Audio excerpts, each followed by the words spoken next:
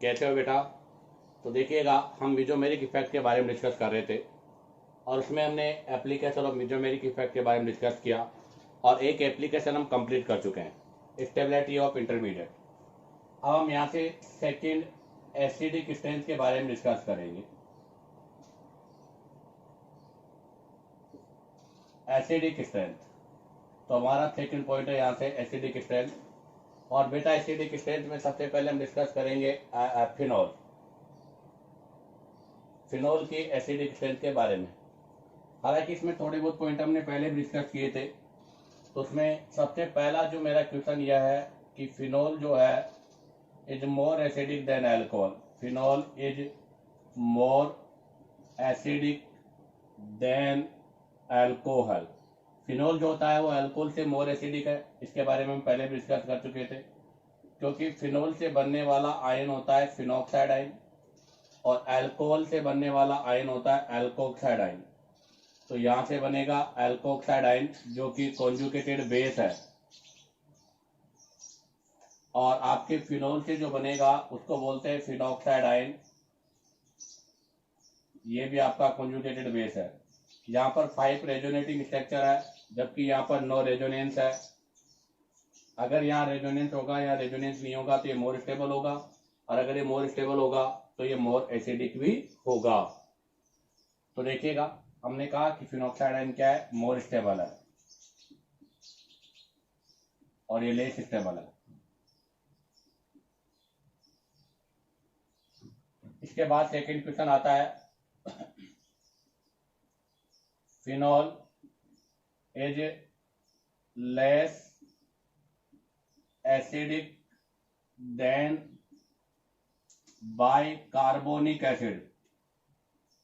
बाइकार्बोनिक acid के compare में phenol less acidic होता है। ऐसा क्यों? क्योंकि वापस फिनॉल से तो क्या बनेगा, फिनॉक्साइड आयन, और फिनॉक्साइड आयन से 5 रेजोनेटिंग स्ट्रक्चर होगी, अर्थात यहां से होने वाला रेजोनेंस आपका अनइक्विवेलेंट होता है। जबकि बाइकार्बोनिक एसिड जो होता है यह है बाइकार्बोनिक एसिड, और यहां से जो रेजोनेटिंग स्ट्रक्चर बनेगी आपकी, वो रेजोनेटिंग स्ट्रक्चर ये होगी, देखो आप। तो यहां से जो भी रेजोनेटिंग स्ट्रक्चर बनेगी वो 2 बनेगी, 2 रेजोनेटिंग स्ट्रक्चर है। बट बेटा यहाँ पर आपका इक्विवेलेंट रेजोनेंस होगा। तो यहाँ पर आपका अनइक्विवेलेंट रेजोनेंस है, यहाँ इक्विवेलेंट रेजोनेंस है, और इक्विवेलेंट रेजोनेंस होने की वजह से आपका बाइकार्बोनिक एसिड से बना हुआ कार्बोनेट आयन मोर स्टेबल है। तो इसका मतलब यहाँ पर हमारे पास जो बाइकार्बोनेट बनेगा, बाइकार्बोनेट आयन जो है, ये बाइकार्बोनेट आयन मोर स्टेबल है। अगर मोर स्टेबल है तो बेटा ये ग्रुप आपका मोर एसिडिक होगा। इसलिए फिनॉल जो होता है बाइकार्बोनिक एसिड से लेस एसिडिक होता है। बट एक चीज ध्यान रखना बेटा, यहाँ पर बहुत इंपॉर्टेंट कंक्लूजन है कि 2,4,6 ट्राई नाइट्रोफिनॉल, ध्यान दें, 2,4,6 ट्राई नाइट्रोफिनॉल, 2,4,6 ट्राई नाइट्रोफिनॉल, इसको बोलते हैं हम पिक्रिक एसिड। क्या बोलते हैं बेटा? इसको हम पिक्रिक एसिड बोलते हैं। तो पिक्रिक एसिड का जो एसिडिक स्ट्रेंथ होता है वो आपके 2,4-डाइनाइट्रोफिनॉल, यह है आपका 2,4-डाइनाइट्रोफिनॉल, 2,4-डाइनाइट्रोफिनॉल, इनसे ज्यादा होगा, और इसका एसिडिक स्ट्रेंथ आपके बाइकार्बोनिक एसिड से ज्यादा होगा। तो ध्यान रखना, फिनॉल से ज्यादा एसिडिक होता है बाइकार्बोनिक एसिड। बट बेटा 2,4,6 नाइट्रोफिनॉल और 2,4,6 डाइनाइट्रोफिनॉल का एसिडिक स्ट्रेंथ बाइकार्बोनिक एसिड से भी मोर होता है। और इसी वजह से आप हम बात करें तो फिनॉल जो होता है वो बाइकार्बोनिक एसिड, अर्थात फिनॉल सोडियम बाइकार्बोनेट के साथ रिएक्शन भी नहीं करता। तो अगर हम फिनॉल का रिएक्शन किसके साथ करेंगे, सोडियम कार्बोनेट हो चाहे सोडियम बाइकार्बोनेट हो, ये इन दोनों के साथ रिएक्शन करके CO2 गैस रिलीज नहीं करेगा, क्योंकि इसका एसिडिक स्ट्रेंथ बाइकार्बोनिक एसिड से लेस होता है। बट आप देखिएगा इन दोनों का एसिडिक स्ट्रेंथ बाइकार्बोनिक से ज्यादा है, इसलिए ये दोनों जो हैं सोडियम कार्बोनेट, और अगर सोडियम बाइकार्बोनेट के साथ रिएक्शन करेंगे तो CO2 गैस देंगे। अब आप चाहो तो यहाँ से इसका स्क्रीनशॉट ले लीजिएगा। अब हम यहाँ से इफेक्ट ऑफ ग्रुप के बारे में डिस्कस करेंगे। तो देखिएगा, अब हम यहाँ से इफेक्ट ऑफ ग्रुप के बारे में डिस्कस करेंगे। तो इफेक्ट ऑफ ग्रुप के लिए मैंने यहाँ पर ये फिनोल है और इस फिनोल के पैरा पोजीशन पर इलेक्ट्रॉन विड्रॉल ग्रुप ऐड किया है। यहाँ पर फिनोल है, यहाँ कोई ग्रुप नहीं है, और यहाँ भी फिनोल है और इसके पैरा पर इलेक्ट्रॉन डोनेटिंग ग्रुप ऐड किया है, EDG।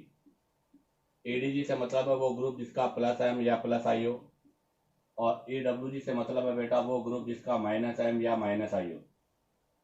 आप जरा देखिएगा, यहाँ से हम कॉन्जुगेटेड बेस बनाते हैं तो हमारे पास यहाँ से जो कॉन्जुगेटेड बेस बनेगा वो बनेगा फिनोक्साइड आयन, और फिनोक्साइड आयन के ऊपर ये इलेक्ट्रॉन विड्रॉल ग्रुप आपका लगा हुआ है। तो ये इलेक्ट्रॉन विड्रॉल ग्रुप का काम है इलेक्ट्रॉन लेना। अगर लेगा तो यहाँ से इस पर जो नेगेटिव चार्ज है वो डिक्रीज होगा, अर्थात इसके पास एक्स्ट्रा जो चार्ज है वो कम हो जाएगा। इलेक्ट्रॉन विड्रॉल में अगर बात करें हम इलेक्ट्रॉन डोनेटिंग में, तो इलेक्ट्रॉन डोनेटिंग में यहाँ पर आपका EDG ग्रुप ऐड है, और EDG ग्रुप का काम है इलेक्ट्रॉन देना। ये इलेक्ट्रॉन देगा तो यहाँ नेगेटिव चार्ज बढ़ेगा। आप देखो अगर यहाँ नेगेटिव चार्ज बढ़ेगा तो आप देखो negative charge increase on oxygen. अगर ऑक्सीजन पर नेगेटिव चार्ज बढ़ेगा तो बेटा ये आपका लेस स्टेबल कॉन्जुगेटेड बेस होगा, और अगर लेस स्टेबल होगा तो बेटा ये लेस एसिडिक भी होगा। जबकि आप देखो यहाँ पर आपका negative charge decrease on oxygen, यहाँ डिक्रीज हो रहा है तो इसका मतलब ये आपका मोर स्टेबल होगा। अगर ये मोर स्टेबल होगा तो बेटा ये आपका मोर एसिडिक भी होगा। तो यहाँ पर एसिडिक स्ट्रेंथ का ऑर्डर ये होगा। कहने का मतलब कंक्लूजन यही है कि अगर इलेक्ट्रॉन विड्रॉल ग्रुप है तो एसिडिक स्ट्रेंथ हमेशा बढ़ेगा, not electron withdrawal group at ortho and para position पर अगर होगा तो ऐसी कंडीशन पर एसिडिक स्ट्रेंथ हमेशा इंक्रीज होगा। इसके लिए एक एग्जांपल भी ले रहा हूं मैं। जैसे एग्जांपल लिया मैंने बेटा OH, इसके पैरा पे लगा दिया NO2 ग्रुप, OH और OH, और यहाँ लगा दिया मैंने मिथाइल। इसको तो बोलते हैं पैरा नाइट्रोफिनोल है, और इसको बोलते हैं पैरा मिथाइल फिनोल, जिसको क्रिसोल भी बोलते हैं, अर्थात ये आपका पैरा क्रिसोल है। आप बताओ इनमें से एसिडिक का ऑर्डर ये होगा, क्योंकि NO2 आपका इलेक्ट्रॉन विड्रॉल ग्रुप है जिसका माइनस है माइनस I है, मिथाइल आपका EDG ग्रुप है जिसका प्लस I होता है, इसलिए एसिडिक स्ट्रेंथ का ऑर्डर ये होगा। अब हम यहाँ पर इससे रिलेटेड कुछ क्वेश्चंस के बारे में डिस्कस करते हैं। तो सबसे पहला क्वेश्चन मैंने लिया है क्वेश्चन से पहले मैं कंक्लूजन और लिख देता हूँ यही। तो कंक्लूजन क्या है? कंक्लूजन मेरे पास यही है कि बेटा आपका जो एसिडिक स्ट्रेंथ है वो is directly proportional to stability of conjugated base है, अर्थात कॉन्जुगेटेड बेस की स्टेबिलिटी पे डिपेंड करेगा। और कॉन्जुगेटेड बेस से मतलब एक प्रकार से एनाइन है, और एनाइन की स्टेबिलिटी हम पहले डिस्कस कर चुके हैं, -M -I +M और +I होता है। अर्थात यहाँ पर एसिड आपका जो एसिडिक स्ट्रेंथ का जो ऑर्डर होगा उसमें सबसे पहले -M देखा जाएगा, फिर -I देखा जाएगा, उसके बाद +I देखा जाएगा, और सबके लास्ट में +M देखा जाएगा।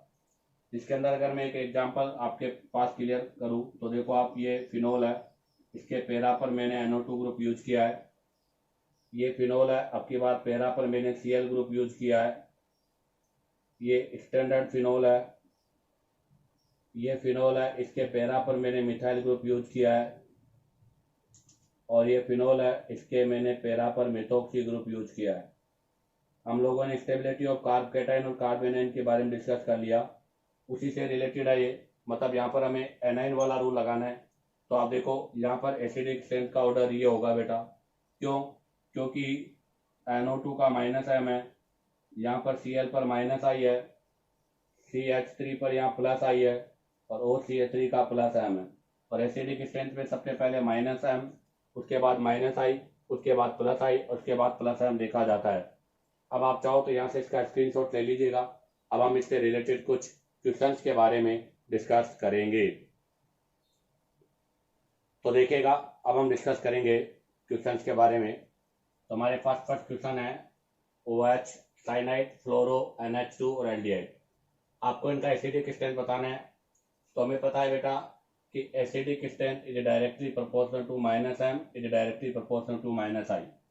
CN साइनाइड का -m होगा, फ्लोरीन का -i, NH2 का +m और एल्डिहाइड का -m। और आपको पता है बेटा -m की अगर मैं बात करूं तो -m साइनाइड का एल्डिहाइड से मोर होता है। इसका मतलब सबसे पहले फर्स्ट आएगा क्योंकि फर्स्ट के ऊपर -m है, उसके बाद में फोर्थ आएगा क्योंकि इसके ऊपर भी -m है, उसके बाद में बेटा आपका सेकंड वाला आएगा फ्लोरीन वाला क्योंकि इस पे -i है, और सबके लास्ट में बेटा आपका थर्ड वाला आएगा क्योंकि इसके ऊपर +m है। तो यहाँ पर एसिडिक स्ट्रेंथ का order first, second, third, fourth होगा।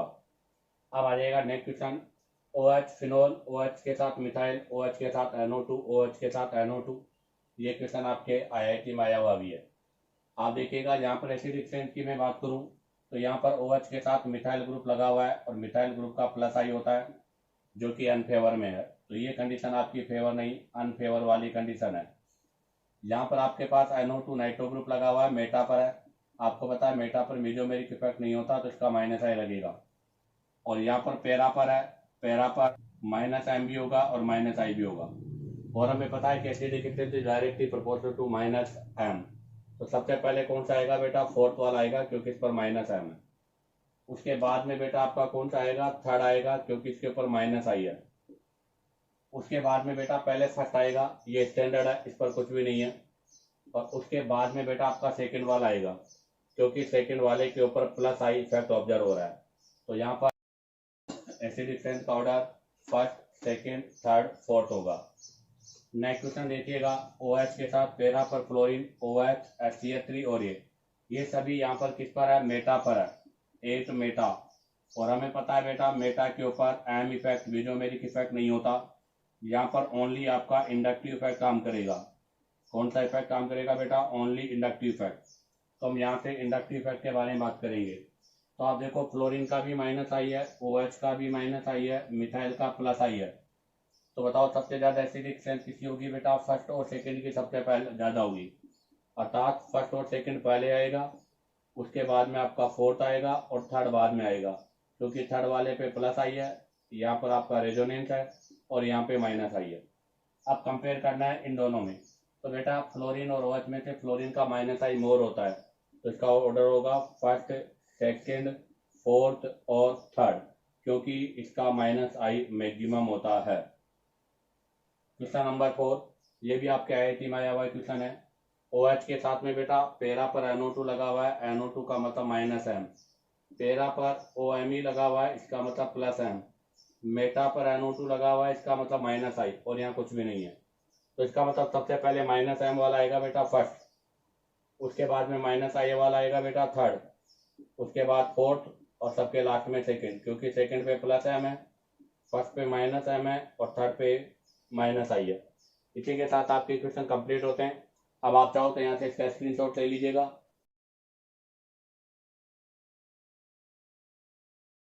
तो देखिएगा, अब हम यहाँ से कुछ क्वेश्चंस के बारे में डिस्कस करेंगे। हमारे पास फर्स्ट क्वेश्चन में OH फिनोल है, इसमें यहाँ पर NO2 गिवन है और पैरा पर है तो -i होगा, पैरा पर मिथाइल है +i और +i पर कॉन्जुगेशन होगा, यहाँ पर मेटा पर है -i होगा और ये आपका सॉरी ये भी मेटा पर होगा, मेटा पर है यहाँ पर भी -i होगा। ये आपका एम्स में आया हुआ क्वेश्चन है। तो बताओ करेक्ट एसिडिक स्ट्रेंथ का ऑर्डर क्या होगा।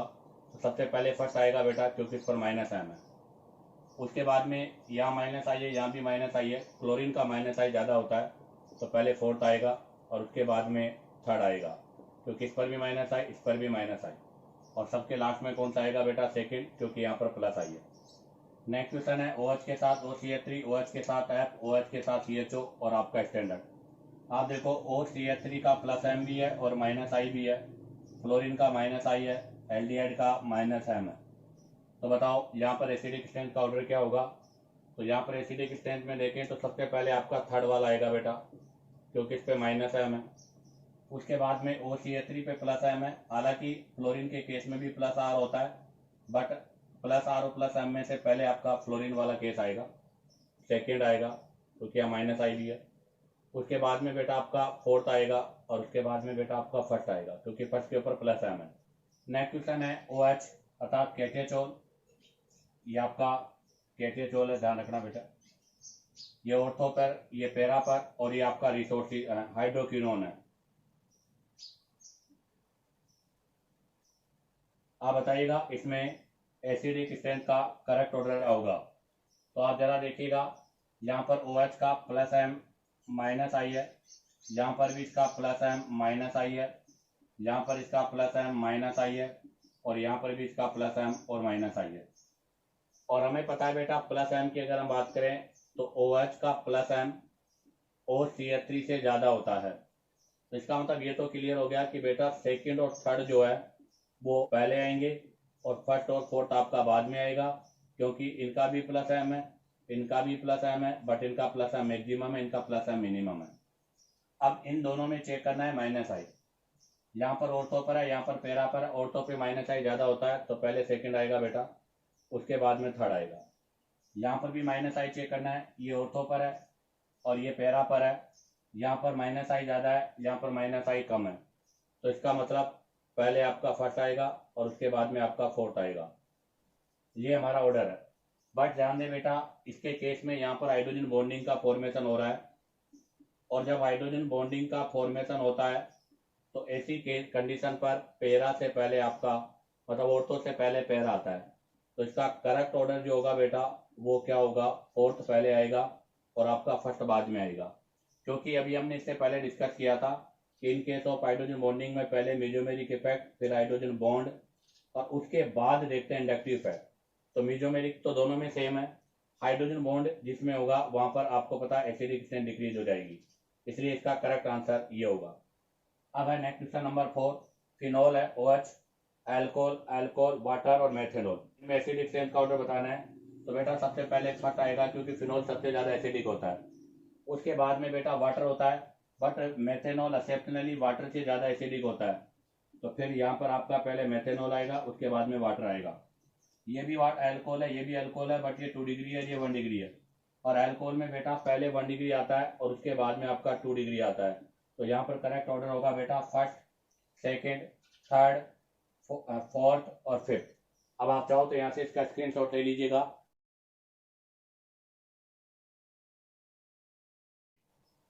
तो देखिएगा बेटा, हम यहाँ से कुछ कंडीशंस के बारे में डिस्कस करेंगे। तो इसमें सबसे पहला हमने लिया है केस फर्स्ट। केस फर्स्ट का मतलब है कि जो भी हम सब्स्टिट्यूटेंट ले रहे हैं वो substituent have plus I and plus hyper conjugation effect, जो कि हमने स्टेबिलिटी ऑफ कार्बोकैटायन और कार्बेनाइन में डिस्कस किया था कि substituent have plus I and plus SC effect. इसके अंदर कौन से ग्रुप आएंगे, इसके अंदर आएंगे सच एज आपका अल्काइल ग्रुप। आपके जो अल्काइल ग्रुप है इस कैटेगरी में आएंगे, जैसे मिथाइल है, इथाइल है, ETC। इसके अंदर हम एग्जांपल ले रहे हैं, तो देखो फिनोल है, फिनोल के मैंने ऑर्थो पर CH3 ग्रुप जोड़ा है, ये फर्स्ट है, इसको बोलते हैं बेटा ऑर्थो क्रिसोल। सेकेंड ये फिनोल है, अब की बार इसके मेटा पर मिथाइल जोड़ा है, ये सेकेंड है, इसको बोलेंगे मेटा क्रिसोल। थर्ड ये फिनोल है और इसके पैरा पर CH3 जोड़ा है, इसको बोलते हैं पैरा क्रिसोल। और फोर्थ है OH फिनोल, स्टैंडर्ड है, ये फिनोल है। अब आप देखो इनके एसिडिक स्ट्रेंथ के बारे में डिस्कस करना है, तो मैं इस केस में तो इसका पूरा डिटेल से बता देता हूँ बेटा।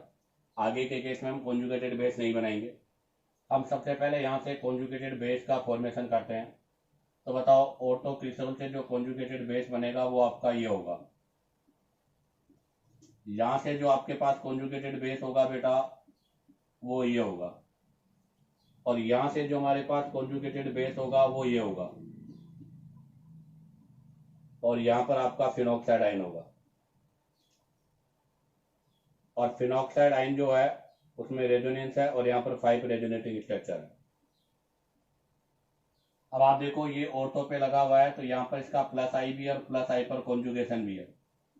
ये यहाँ पर आपका मेटा पर है तो यहाँ पर ओनली प्लस आई होगा, क्योंकि मेटा पर प्लस आई पर कॉन्जुगेशन 0 होता है। और ये पेरा पर है तो यहाँ पर प्लस आई भी है और प्लस एस सी भी है। ये बेटा हमने स्टेबिलिटी ऑफ कार्बेनाइन में डिस्कस किया था और मैंने कहा था कि कार्बेनाइन वाला ये ऑर्डर आपको लर्न होना चाहिए, क्योंकि यही ऑर्डर हमारे एसिड और बेस में यूज होगा। आगे जब हम कार्बोक्सिलिक एसिड पढ़ेंगे तब भी इसी को हम रिपीट करेंगे। आप देखो यहाँ पर ऐसा हो रहा है तो यहाँ से आपका कॉन्जुगेटेड बेस अनस्टेबल हो रहा है। यहाँ से हम लिखेंगे अनस्टेबल या destabilise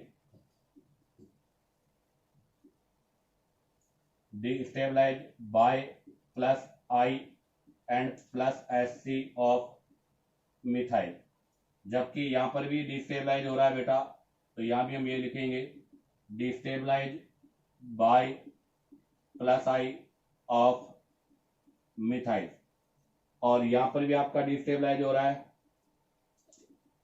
destabilise by plus I and plus S C of methyl, और वो रेजोनेंस के वाया स्टेबल हो रहा है। तो बताओ हम यहाँ पर स्टेबिलिटी ऑफ कॉन्जुगेटेड बेस के बारे में डिस्कस करते हैं। तो स्टेबिलिटी ऑफ कॉन्जुगेटेड बेस की अगर मैं बात करूं तो बेटा सबसे ज्यादा स्टेबल होगा आपका फोर्थ वाला। उसके बाद यहाँ पर भी 2 है, यहाँ पर भी 2 है, यहाँ पर 1 है, तो उसके बाद में होगा बेटा सेकंड, और उसके बाद में आपका फर्स्ट और थर्ड होगा। फर्स्ट और थर्ड में देखो यहाँ पर भी हाइपर कॉन्जुगेशन, यहाँ पर भी हाइपर कॉन्जुगेशन, दोनों पर सेम है, तो यहाँ प्लस आई देखेंगे बेटा। यहाँ पर डिस्टेंस कम है तो बेटा यहाँ पर प्लस आई आपका मैक्सिमम होगा। यहाँ पर डिस्टेंस मोर है तो बेटा यहाँ पर प्लस आई मिनिमम होगा। तो इसका मतलब यहाँ से अगर हम देखें तो फोर्थ, सेकंड, उसके बाद में आपका पहले थर्ड आएगा, उसके बाद फर्स्ट आएगा, क्योंकि थर्ड पर प्लस आई मिनिमम है और फर्स्ट के ऊपर आपका प्लस आई मैक्सिमम है। तो बताओ अगर स्टेबिलिटी ऑफ कॉन्जुगेटेड बेस ये होगा तो बेटा इनका एसिडिक स्ट्रेंथ का ऑर्डर भी यही होगा। तो बताओ इसका करेक्ट एसिडिक स्ट्रेंथ का ऑर्डर क्या होगा। तो सबसे पहले आपका आएगा बेटा फिनोल, फिनोल के बाद में आएगा बेटा मेटाक्रिसोल, मेटाक्रिसोल के बाद में आएगा बेटा पेराक्रिसोल, और पेराक्रिसोल के बाद में आएगा बेटा ऑर्थोक्रिसोल। अर्थात ऑर्थोक्रिसोल सबसे लीस्ट एसिडिक होगा, अर्थात पहले आएगा फोर्थ, फिर आएगा सेकंड, फिर आएगा थर्ड, और सबके बाद में आएगा फर्स्ट। इसी के साथ आपका केस नंबर 1 कंप्लीट होता है। अब आप चाहो तो यहाँ से इसका स्क्रीनशॉट ले लीजिएगा। अब हम नेक्स्ट केस के बारे में डिस्कस करेंगे। तो देखिएगा अब डिस्कस करेंगे केस नंबर 2। तो अब डिस्कस करने जा रहे हैं केस नंबर 2, जिसके अंदर substituent have minus I and minus M effect such as NO2 हो सकता है, साइनाइड हो सकता है, या कोई भी एल्डिहाइड ग्रुप हो सकता है। तो देखो सबसे पहले मैं ले रहा हूं फिनोल के साथ में NO2 ग्रुप, नाइट्रो के साथ पढ़ेंगे अब हम यहाँ। ऑर्थो पर एक लिया है मेटा पर, एक लिया है बेटा पेरा पर, और एक आपका स्टैंडर्ड फिनोल। इसको बोलेंगे ऑर्थो नाइट्रोफिनोल। फर्स्ट है ऑर्थो नाइट्रोफिनोल, ये सेकंड है, इसको बोलेंगे मेटा नाइट्रोफिनोल, और ये थर्ड है, इसको बोलेंगे पेरा नाइट्रोफिनोल, और ये फोर्थ है, इसको बोलते हैं फिनोल। अब आप देखिएगा यहाँ पर इनके कॉन्जुगेटेड बेस के बारे में डिस्कस करेंगे। तो सबसे पहले मैं इनका कॉन्जुगेटेड बेस बनाता हूँ। तो यहाँ से हमारे पास ये कॉन्जुगेटेड बेस बनेगा NO2 है, यहाँ पर हमारे पास ये कॉन्जुगेटेड बेस बनेगा NO2 है, यहाँ पर हमारे पास ये कॉन्जुगेटेड बेस बनेगा जिसके पेरा पर NO2 है, और यहाँ पर कॉन्जुगेटेड बेस बनेगा फिनॉक्साइड आयन।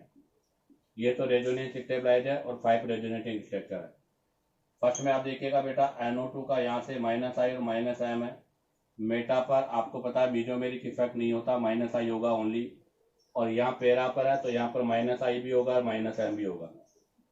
तो अगर मैं स्टेबिलिटी ऑफ कॉन्जुगेटेड बेस की बात करूँ, यहाँ से स्टेबिलिटी ऑफ कॉन्जुगेटेड बेस, तो बेटा फर्स्ट और थर्ड पहले आएगा, उसके बाद सेकंड आएगा और फोर्थ सबके बाद में आएगा, क्योंकि फर्स्ट और थर्ड में माइनस एम है, सेकंड में माइनस आई है और फोर्थ के अंदर रेजोनेंस हो रहा है। बट आप देखो फर्स्ट और थर्ड में कंपेयर करने के लिए माइनस आई चेक करेंगे, यहाँ पर डिस्टेंस लेस है तो बेटा माइनस आई मैक्सिमम होगा, यहाँ डिस्टेंस मोर है तो यहाँ माइनस आई मिनिमम होगा। इसका मतलब first more stable then third और थर्ड सेकंड और फोर्थ, ये इसके स्टेबिलिटी का ऑर्डर है। अगर स्टेबिलिटी ऑफ कॉन्जुगेटेड बेस ये होगा तो बेटा इनके एसिडिक स्ट्रेंथ का ऑर्डर सबसे पहले क्या आना चाहिए, ऑर्थो, ऑर्थो के बाद में क्या आना चाहिए, पेरा, पेरा के बाद में क्या आना चाहिए, मेटा, और मेटा के बाद में क्या आना चाहिए, phenol. But it is not true, but it is not true, but ये आपका सही ऑर्डर नहीं है। ऐसा क्यों? और करेक्ट ऑर्डर क्या होता है, ये ट्रू नहीं है तो इसका करेक्ट एसिडिक ऑर्डर देखिएगा बेटा, करेक्ट एसिडिक स्ट्रेंथ का ऑर्डर बेटा पेरा ऑर्थो से पहले आता है, तो पहले पेरा आएगा, उसके बाद ऑर्थो आएगा, उसके बाद मेटा और सबके लास्ट में फिनोल। अर्थात यहाँ पर एसिडिक स्ट्रेंथ का करेक्ट ऑर्डर पॉम होगा, POM, पॉम, अर्थात पहले पेरा फिर ऑर्थो और फिर मेटा। ऐसा क्यों हुआ है बेटा, इसका एक एक्सेप्शनल केस मान लो या एक स्पेशल केस है, और ये बहुत इंपॉर्टेंट पॉइंट है बेटा, कई बार IIT और नीट के अंदर ये क्वेश्चन आ चुका है। क्यों होता है ऐसा, तो उसका रीजन देखिएगा, वो एक्सप्लेन कर रहा हूँ मैं। सबसे पहले देखिएगा मैं ऑर्थो नाइट्रोफिनोल बना रहा हूँ, तो ये आपका ऑर्थो नाइट्रोफिनोल है, और ऑर्थो नाइट्रोफिनोल में नाइट्रोजन पर ऑक्सीजन इसका EN 3.5 है, और हाइड्रोजन भी मोर EN पर है, तो इनके बीच में यहाँ से हाइड्रोजन बॉन्ड हो जाता है, तो ये तो आपका कौन सा है, ऑर्थो नाइट्रोफिनोल है। तो ये ऑर्थो नाइट्रोफिनोल हो गया, और ऑर्थो नाइट्रोफिनोल में यहाँ से बेटा इंट्रा, अर्थात एक ही मॉलिक्यूल में, तो इसको बोलते हैं इंट्रा मोलिकुलर हाइड्रोजन बॉन्डिंग, तो यहाँ पर आपका इंट्रा मोलिकुलर हाइड्रोजन बॉन्डिंग हो गया बेटा। जबकि अगर मैं पेरा में बात करूं तो पेरा में यहाँ पर OH है, और पेरा पर ये आपका NO2 ग्रुप है।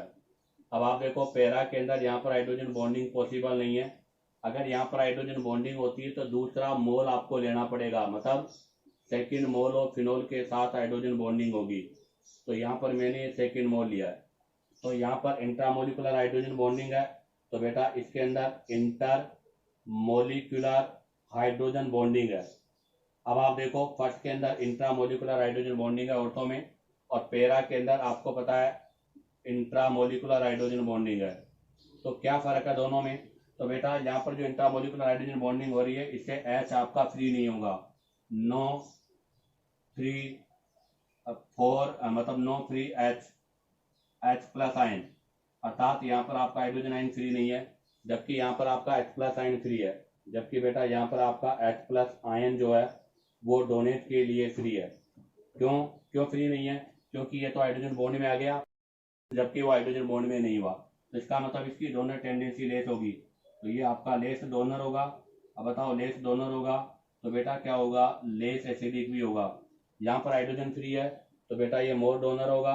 अब बताओ अगर ये मोर डोनर होगा तो बेटा मोर क्या होगा, एसिडिक भी होगा, इसलिए पेरा नाइट्रोफिनोल ऑर्थो नाइट्रोफिनोल से मोर एसिडिक होता है। बहुत इंपॉर्टेंट पॉइंट है बेटा, ध्यान रखना, नाइट्रोफिनोल के अंदर एसिडिक स्ट्रेंथ का ऑर्डर फॉर्म होता है, पेरा फिर ऑर्थो फिर मेटा और फिर फिनोल। पेरा का एसिडिक स्ट्रेंथ मोर क्यों होता है, उसका रीजन क्या है, तो उसका रीजन है इंटर और इंट्रामोलिकुलर हाइड्रोजन बॉन्डिंग।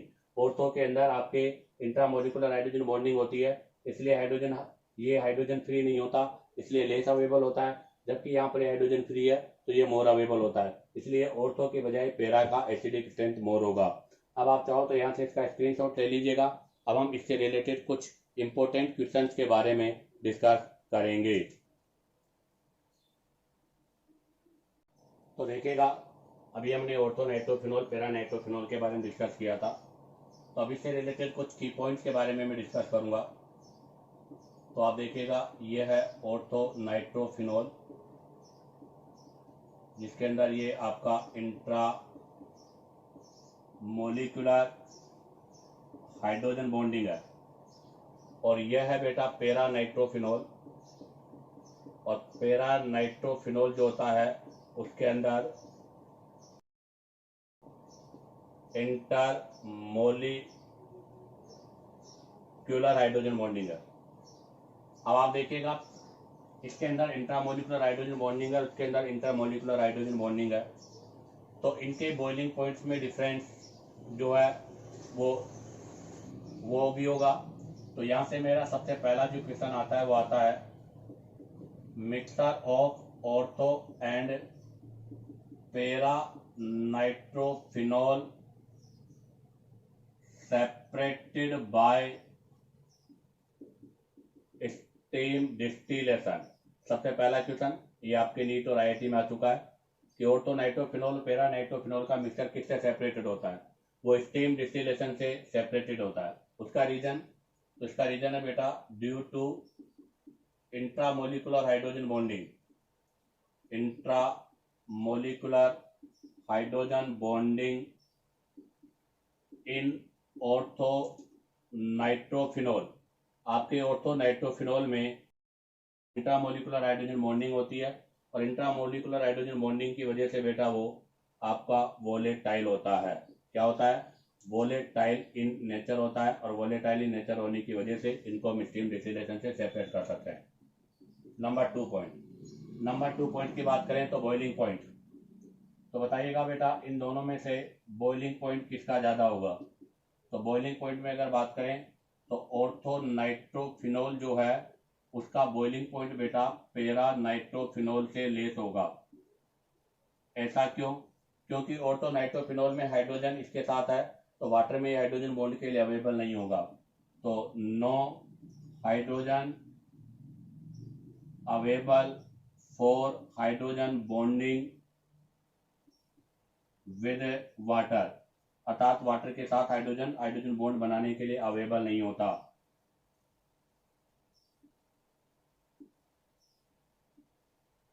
जबकि यहाँ पर हाइड्रोजन बॉन्ड बनाने के लिए फ्री होता है।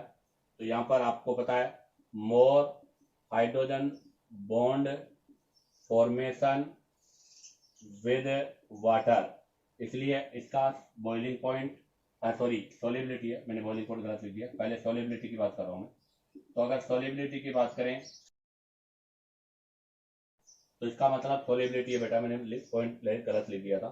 तो इसकी सोलिबिलिटी मोर होगी, इसकी सोलिबिलिटी लेस होगी। और अगर सोलिबिलिटी के ऑर्डर की बात करें तो उसका ऑर्डर होगा पॉम, पेरा, ऑर्थो और मेटा। अब आता है नंबर 3 पॉइंट में ले रहा हूँ बॉइलिंग पॉइंट का। नंबर 3 पॉइंट लिया मैंने बॉइलिंग पॉइंट का। बताओ अगर बॉइलिंग पॉइंट के ऑर्डर की मैं बात करूँ तो बताओ किसका ज़्यादा होगा। तो बेटा बॉइलिंग पॉइंट में भी आपका ऑर्थो नाइट्रोफिनोल और पेरा नाइट्रोफिनोल में से ऑर्थो नाइट्रोफिनोल का बॉइलिंग पॉइंट पेरा के कंपेयर में लेस होगा, क्योंकि पेरा के अंदर इंट्रामोलिकुलर हाइड्रोजन बॉन्डिंग है, इसलिए मोर एसोसिएशन होगा। तो यहाँ पर आपको पता है less association of molecules, less association है, जबकि बेटा आपको पता है यहाँ पर क्या है, मोर एसोसिएशन है।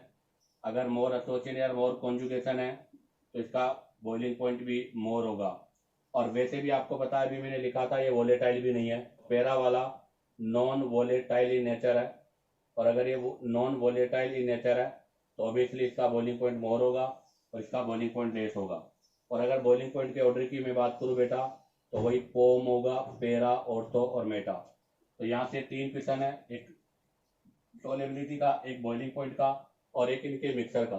तो इनका मिक्सर स्टीम वोलेटाइल से सेपरेट होता है, सोलेबिलिटी पेरा की ज़्यादा होती है, बॉइलिंग पॉइंट भी पेरा का ज़्यादा होता है और एसिडिक स्ट्रेंथ भी पेरा का मोर होता है। और ध्यान रखना बेटा यहाँ पर इंट्रामोलिकुलर हाइड्रोजन बॉन्डिंग की वजह से इसकी नेचर क्या होती है, वोलेटाइल होती है, जबकि वो नॉन वोलेटाइल होता है। अब आता है यहाँ से एक इंपॉर्टेंट कंक्लूजन में लिख देता हूँ। ओवरऑल ऑर्डर की मैं बात करूँ तो देखो ये फिनोल है, इस फिनोल के मैंने ऑर्थो, पेरा और ऑर्थो पर, अर्थात यहाँ पर 3 नाइट्रो ग्रुप जोड़ा है और इसको बोलते हैं बेटा पिक्रिक एसिड। और इसकी सबसे ज़्यादा एसिडिक स्ट्रेंथ होगी, वो आपको पता भी है सबसे ज़्यादा क्यों होगी, क्योंकि इस पर 3 इलेक्ट्रॉन विड्रॉल ग्रुप है। अब लिए मैंने 2 इलेक्ट्रॉन विड्रॉल ग्रुप, उसके बाद में अब आप देखो तो पहले के अंदर सबसे ज़्यादा एसिडिक स्ट्रेंथ है, क्यों? क्योंकि यहाँ पर आपका 3 इलेक्ट्रॉन विड्रॉल ग्रुप, अर्थात यहाँ पर आपके पास 3 NO2 ग्रुप है। उसके बाद में इसकी होगी क्योंकि इसके पास 2 NO2 ग्रुप है, 2 NO2 ग्रुप मतलब 2 इलेक्ट्रॉन विड्रॉल ग्रुप है। अब आप बताओ इनके बाद में किसकी होगी। तो इसके बाद में पैरा की पहले होती है, मोनो वाले आ गया। तो मोनो में सबसे पहले कौन आएगा, पैरा, पैरा नाइट्रोफिनोल। पैरा के बाद में कौन आएगा बताओ, पैरा के बाद में आएगा ऑर्थो। बताओ ऑर्थो के बाद में कौन आएगा, ऑर्थो के बाद में आएगा बेटा मेटा। और बताओ मेटा के बाद में कौन आएगा, फिनोल। तो ये ओवरऑल नाइट्रो ग्रुप वाले कंटिन्यू ऑर्डर्स हैं। तो ज़्यादा सबसे ज़्यादा एसिडिक स्ट्रेंथ होती है पिप्रिक एसिड की, जिसमें 3 इलेक्ट्रॉन विड्रॉल ग्रुप है। तो इसकी हाईली एसिडिक स्ट्रेंथ है क्योंकि इसमें 3 इलेक्ट्रॉन विड्रॉल ग्रुप है। हाईली स्टेबल कॉन्जुगेटेड बेस होगा, यहाँ पर 2 इलेक्ट्रॉन विड्रॉल ग्रुप है इसलिए इसकी होगी। फिर पैरा, फिर ऑर्थो, फिर आपका मेटा, और फिर उसके बाद में लास्ट में क्या होगा बेटा, फिनोल। इसी के साथ आपका ये सेकेंड केस का पोर्शन कंप्लीट होता है। अब आप चाहो तो यहाँ से इसका स्क्रीनशॉट ले लीजिएगा। अब हम यहाँ से नेक्स्ट केस के बारे में डिस्कस करेंगे। तो देखिएगा बेटा, अब हम डिस्कस करेंगे केस नंबर 3। तो अब हम डिस्कस करने जा रहे हैं केस नंबर 3। केस नंबर 3 का मतलब हो गया substituent having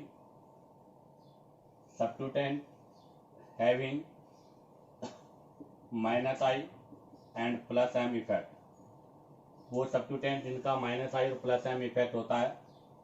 इसके अंदर अगर हम बात करें तो सच एच आपका OH, NH2 और OCl3, ये वो हैं जिनका माइनस आई प्लस एम होता है, बट इन सबका प्लस एम डोमिनेंट है।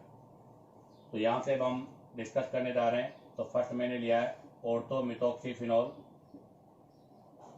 फर्स्ट हमारा है ऑर्थो मिथॉक्सीफिनॉल।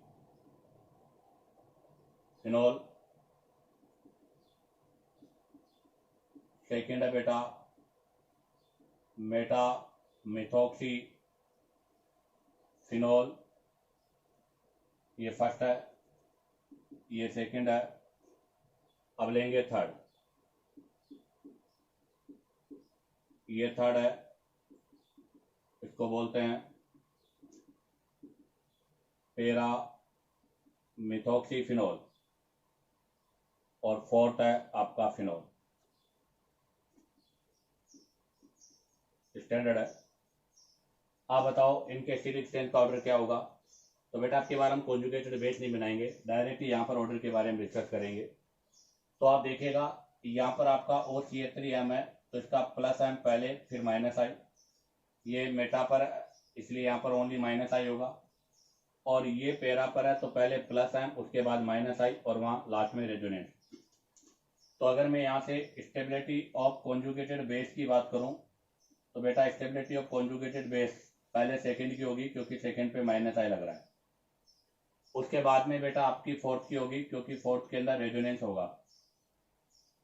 उसके बाद में बेटा फर्स्ट और थर्ड की होगी। अब फर्स्ट और थर्ड में डिसाइड करना है क्योंकि दोनों पर अभी प्लस एम है, प्लस एम दोनों पर इक्वल है, प्लस एम से डिसाइड नहीं होगा। तो अब जो डिसाइडिंग फैक्टर होगा बेटा वो होगा हमारा आई, इंडक्टिव फैक्ट। तो इंडक्टिव फैक्ट के अकॉर्डिंग बात करें तो सेकंड और फोर्थ, उसके बाद में बेटा पहले आपका फर्स्ट आएगा, फर्स्ट पहले होगा और थर्ड आपका बाद में होगा क्योंकि फर्स्ट पर माइनस आई मैक्सिमम है और थर्ड पर माइनस आई मिनिमम है। तो स्टेबिलिटी ऑफ कॉन्जुगेटेड बेस ये होगा। तो बेटा यहाँ पर एसिडिक स्ट्रेंथ का जो ऑर्डर है, अर्थात ऑर्डर ऑफ एसिडिक स्ट्रेंथ जो होगा वो भी यही होगा। सबसे ज़्यादा पहले सेकंड होगा, उसके बाद फोर्थ होगा, फोर्थ के बाद फर्स्ट होगा और फर्स्ट के बाद में थर्ड होगा। अर्थात सबसे ज़्यादा किसकी होगी बेटा पहले, तो सबसे ज़्यादा पहले होगी सेकंड। सेकंड का मतलब क्या हुआ, मेटा। मेटा के बाद में किसका होगा बेटा, मेटा के बाद में फोर्थ होगा आपका स्टैंडर्ड फिनॉल। उसके बाद में कौन होगा, ऑर्थो, और ऑर्थो के बाद में कौन होगा बेटा, पैरा। तो यहाँ पर ये ऑर्डर होगा। अब बात आती है बेटा इसी में next case number 4। Case number 4 के अंदर बात करूं मैं तो यहां से आता है substituent having minus I and plus M effect, जिनके अंदर माइनस आई और प्लस एम इफेक्ट होता है, but minus I dominant than plus M. कौन होंगे इसके अंदर, सच एच आपके हेलोजन अर्थात फ्लोरीन, क्लोरीन, ब्रोमीन, आयोडीन, ये सब होंगे जिनके अंदर हेलोजन का -I + M पर इफेक्टिव होता है। इसमें भी मैं एक एग्जांपल ले लेता हूं। OH, कोई भी ग्रुप ले लिया मैंने X, OH मेटा पर, OH पेरा पर, और नेक्स्ट OH आपका फिनोल। आप देखिएगा जो पहला स्ट्रक्चर उसमें ऑर्थो पर है, जिसको बोलेंगे ऑर्थो हेलो फिनोल, कुछ भी हो सकता है, क्लोरो ब्रोमो। सेकंड हो गया हेलो फिनोल, पेरा हेलो फिनोल, और फोर्थ हो गया फिनोल। आप देखिएगा यहां पर इसका -I है, यहां पर भी -I है, यहां भी -I है। तो सबसे पहले स्टेबिलिटी ऑफ कॉन्जुगेटेड बेस आप देखो, तो स्टेबिलिटी ऑफ कॉन्जुगेटेड बेस में बेटा पहले फर्स्ट आएगा, फिर सेकंड आएगा, फिर थर्ड आएगा, फिर फोर्थ आएगा, क्योंकि इस पर -I मैक्सिमम है और इस पर -I मिनिमम है। अगर ये होगा तो इनके एसिडिक स्ट्रेंथ का ऑर्डर भी यही होगा, फर्स्ट, सेकंड, थर्ड और फोर्थ, अर्थात पहले ऑर्थो, फिर मेटा, फिर पेरा, और सबके लास्ट में फिनोल। इसी के साथ आपका बेटा ये चारों केस कंप्लीट होते हैं। अब आप चाहो तो यहाँ से इसका स्क्रीनशॉट ले लीजिएगा। अब हम केस नंबर 3 और केस नंबर 4 के कुछ एक्सेप्शनल केस के बारे में डिस्कस करेंगे। तो देखिएगा, अभी हमने केस नंबर 4 के बारे में डिस्कस किया, तो उससे रिलेटेड एग्जाम्पल के बारे में डिस्कस करते हैं। तो फिनोल, फिनोल के ऑर्थो पे क्लोरो, फिनोल, फिनोल के मेटा पे क्लोरो, फिनोल, फिनोल के पेरा पे क्लोरो, और फिनोल। तो बताओ एसिडिक स्ट्रेंथ का ऑर्डर क्या होगा बेटा? एसिडिक स्ट्रेंथ का ऑर्डर होगा फर्स्ट, सेकंड, थर्ड, फोर्थ, क्योंकि इन सब पर -I लग रहा है और -I डिस्टेंस के साथ साथ डिक्रीज होता है। इसी में एक और एक स्पेशल एग्जांपल ले रहा हूं मैं, देखो बेटा, ये OH फिनोल, इसके साथ में chloro, phenol, chloro, phenol, bromo, और फिनोल आयोडो। आप बताओ इसके अंदर एसिडिक स्ट्रेंथ का ऑर्डर क्या होगा? तो जरा हम यहाँ पर डिस्कस कर रहे हैं बेटा 1, 2, 3 और 4। आपको पता है क्लोरो, ब्रोमो और आयोडो, क्लोरो, ब्रोमो, आयोडो के अंदर तो हमेशा -I होता है, अर्थात यहाँ पर केवल आपका ओनली -I डोमिनेंट होगा।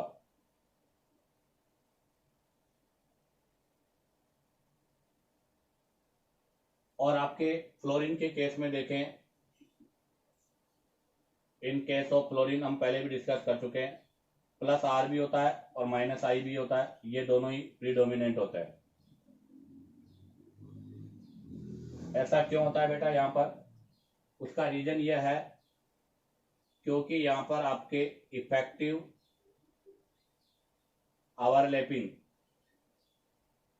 Between 2p fluorine, 2p carbon, अर्थात यहाँ पर फ्लोरीन और कार्बन के बीच में इफेक्टिव ओवरलैपिंग है, क्योंकि दोनों का सेम एनर्जी ऑर्बिटल है। तो इससे अगर हम यहाँ पर ओवरऑल इलेक्ट्रॉन विड्रॉल नेचर की बात करूं, तो बेटा यहाँ पर ओवरऑल इलेक्ट्रॉन विड्रॉल नेचर का जो ऑर्डर होगा वो पहले क्लोरीन का होगा, सबसे ज्यादा क्लोरीन का होगा, फिर फ्लोरीन का होगा, फिर ब्रोमीन का होगा, फिर आयोडीन का होगा। कहने का मतलब electron withdrawal nature of F is less than chlorine but more than bromine and iodine. तो बताओ इसमें करेक्ट स्टेबिलिटी का मतलब एसिडिक स्ट्रेंथ का ऑर्डर क्या होगा बेटा? ये इसके एसिडिक स्ट्रेंथ का ऑर्डर है।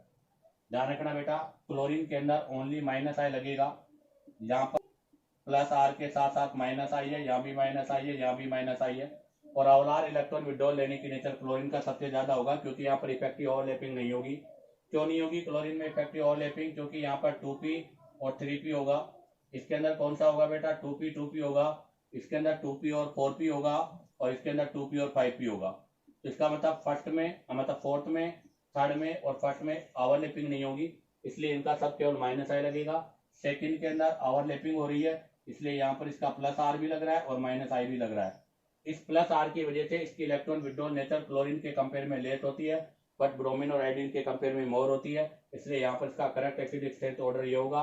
और बहुत इंपॉर्टेंट क्वेश्चन है बेटा, मोस्टली एग्जाम में बच्चे इसकी गलती करते हैं, आपसे ये क्वेश्चन गलत नहीं होना चाहिए। अब हम डिस्कस करते हैं नेक्स्ट आगे पॉइंट के बारे में।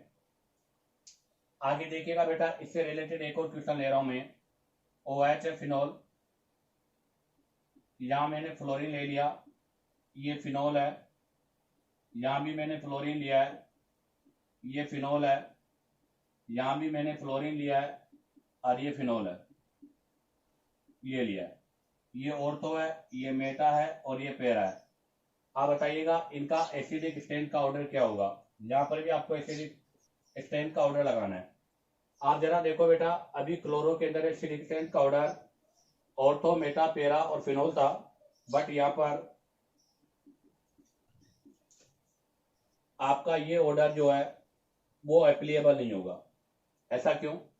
उसका रीजन यह है कि बेटा आप देखिएगा ऑर्थो के केस में, यहाँ पर अगर हम यहाँ पर ऑर्थो के केस में डिस्कस करें तो यहाँ पर आपका हाइड्रोजन मोर ईयन ऑक्सीजन पर है, फ्लोरीन की ईयन खुद की मोर है, तो इनके बीच में यहाँ पर इंट्रा मोलिकुलर हाइड्रोजन बॉन्ड का फॉर्मेशन हो जाता है। और इंट्रा मोलिकुलर हाइड्रोजन बॉन्ड का फॉर्मेशन होने से बेटा इसका जो एसिडिक स्ट्रेंथ है वो इंक्रीज होने की बजाय डिक्रीज हो जाता है।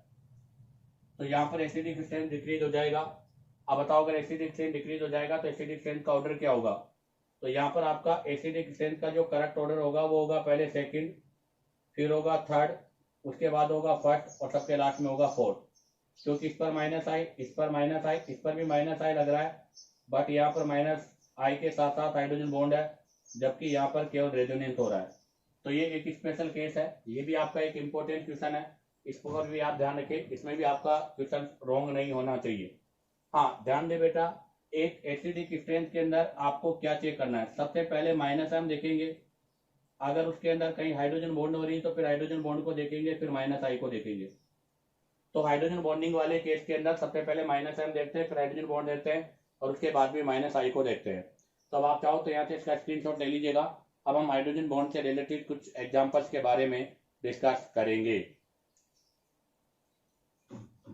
तो देखिएगा, अब हम डिस्कस करेंगे हाइड्रोजन बॉन्डिंग के केस वाले में। तो इसके लिए मैंने एक एग्जांपल लिया है फिनोल, और फिनोल के साथ में यहाँ पर ले लिया एल्डिहाइड, फिनोल, फिनोल के साथ यहाँ पर मेटा पर एल्डिहाइड, फिनोल और फिनोल के साथ पैरा पर एल्डिहाइड, और लास्ट में फिनोल। जैसा मैंने ऑर्थो नाइट्रोफिनोल में लिया था उसी के सिमिलर है, उसको एक्सप्लेन कर देता हूं मैं।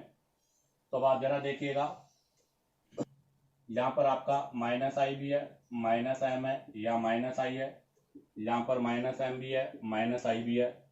तो अगर हम यहाँ पर देखें एसिडिक स्ट्रेंथ का ऑर्डर, तो बेटा एसिडिक स्ट्रेंथ का ऑर्डर फर्स्ट, थर्ड, सेकंड और फोर्थ ये होना चाहिए, क्योंकि फर्स्ट और सेकंड पे माइनस एम है, फर्स्ट और थर्ड पर, सेकंड पे माइनस आई है और फोर्थ पर रेजोनेंस हो रहा है, और इनमें यहाँ पर माइनस आई मिनिमम है और ये पास में है तो इस पे माइनस आई मैक्सिमम है। बट आप देखिएगा बेटा, यहाँ पर हाइड्रोजन बॉन्डिंग का फॉर्मेशन भी पॉसिबल है। आप जरा देखिएगा, यहाँ हाइड्रोजन बॉन्ड बन रहा है, तो in case of hydrogen bonding अगर होती है तो फिर वहां हम क्या करते हैं। तो ध्यान दें, in case of hydrogen bonding, अगर हाइड्रोजन बॉन्डिंग हो रही हो तो उसके केस में फर्स्ट वी चेक, ध्यान रखना, first check, first check minus M. तो फर्स्ट के अंदर माइनस एम लग रहा है, सेकंड में नहीं लग रहा, थर्ड में माइनस एम है, फोर्थ में नहीं लग रहा।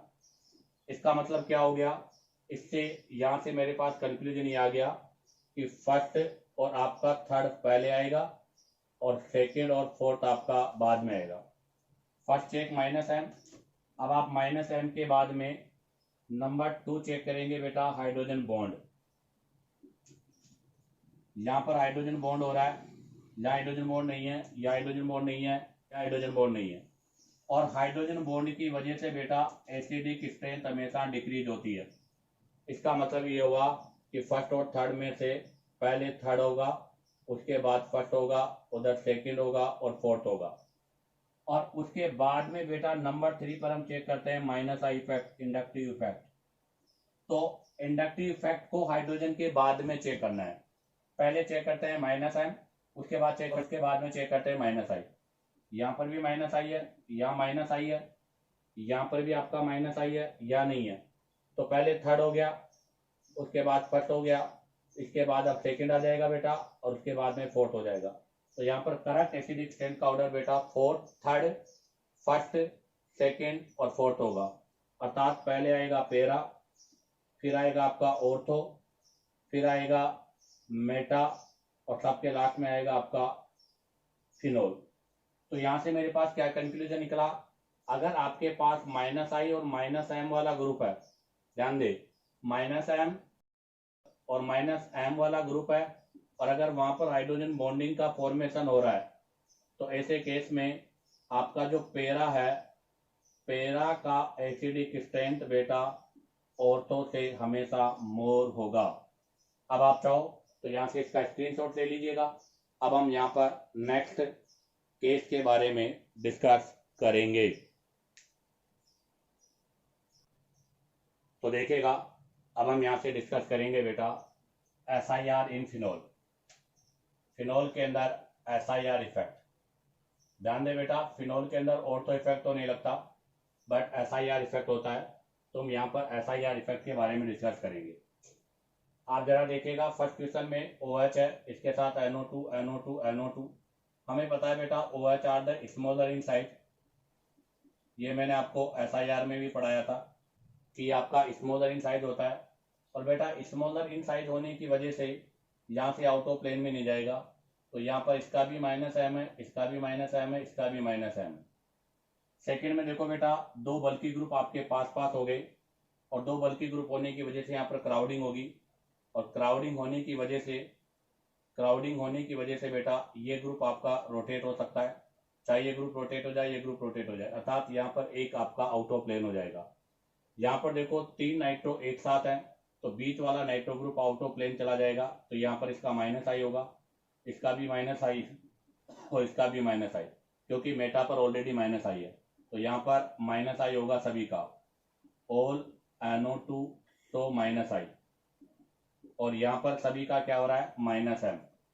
अब आ जाएगा इसमें भी आप देखिएगा बेटा, यहाँ पर आपका ये NO2 ग्रुप है, ये तो ऑलरेडी मेटा पर है, तो यहाँ तो माइनस आई होगा, ये पर भी मेटा पर है, यहाँ पर भी माइनस आई होगा, और ये पैरा पर है, तो इसका माइनस एम होगा। अब आप बताओ, यहाँ पर स्टेबिलिटी के ऑर्डर की मैं मतलब बात करूँ एसिडिक स्ट्रेंथ की, तो सबसे ज्यादा एसिडिक स्ट्रेंथ तो बेटा फर्स्ट का आएगा, सबसे ज्यादा एसिडिक स्ट्रेंथ होगा फर्स्ट। अब बताइएगा फर्स्ट के बाद में कौन सा आएगा। फर्स्ट के बाद में अगर हम बात करें यहाँ पर, तो बेटा फिर आपका सेकंड वाला होगा। क्यों? क्योंकि इनमें जब रिपल्सन होगा तो ये भी आउट ऑफ प्लेन जा सकता है, ये भी आउट ऑफ प्लेन जा सकता है। अगर ये आउट ऑफ प्लेन चला गया तो इसका पहले भी माइनस था, अभी भी माइनस है, इसका भी माइनस एम लगेगा, इसका भी माइनस एम लगेगा, और इसका माइनस आई होगा। तो यहाँ पर दो के माइनस एम है, एक का माइनस आई है, तो इसका मतलब फिर सेकंड होगा, क्योंकि सेकंड में माइनस एम है 3 का, यहाँ पर माइनस एम है कितने का, 2 का। उसके बाद में बेटा आपका फोर्थ वाला आएगा, क्योंकि फोर्थ वाले में एक का माइनस एम होगा, फोर्थ वाले में एक का आपका माइनस एम होगा। जब ये रोटेट होंगे तो इसको आउट ऑफ प्लेन कर देता हूँ, तो इसका माइनस एम रहेगा, इसका माइनस आई रहेगा। जबकि आप देखो यहाँ पर तीनों का ही माइनस आई है, इसलिए सबसे लीस्ट स्टेबल होगा बेटा थर्ड। तो बताइएगा यहाँ पर एसिडिक स्ट्रेंथ का करेक्ट ऑर्डर क्या होगा। सबसे पहले होगा फर्स्ट, फिर होगा सेकंड, फिर होगा फोर्थ, उसके बाद होगा थर्ड। उसके बाद हम डिस्कस करेंगे सेकंड क्वेश्चन। सेकंड क्वेश्चन में देखिएगा बेटा OH के साथ 2Me है, OH स्मॉलर इन साइज है, इसका मतलब यहाँ पर आपका SIR नहीं होगा। बट आपको पता है इस मिथाइल का प्लस आई, इस मिथाइल का भी प्लस आई, प्लस SC और प्लस SC आपका ऑब्जर्व होगा। सेकंड में देखो बेटा यहाँ पर भी ऐसा नहीं होगा, और NO2 का यहाँ से माइनस एम होगा। थर्ड में देखिएगा बेटा मेटा पर है दोनों, तो अगर ये मेटा पर है तो इसका भी प्लस आई और इसका भी प्लस आई होगा। यहाँ पर आपका हाइपर कॉन्जुगेशन नहीं लगेगा। और यहाँ देखो बेटा ये बल्कि ग्रुप एक साथ है, तो नाइट्रो ग्रुप यहाँ से रोटेट हो जाएगा और नाइट्रो आइट्रोप्लेन चला कर जाएगा और यहाँ पर -I होगा। तो बताओ अब यहाँ पर एसिडिक स्ट्रेंथ का क्या होगा। तो सबसे पहले आपका Q आएगा बेटा, क्योंकि Q पर -M लग रहा है।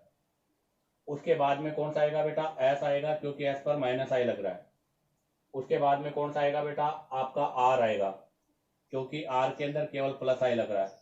और सबके लास्ट में कौन सा आएगा बेटा, P, क्योंकि P पर +I भी है और +SE भी है।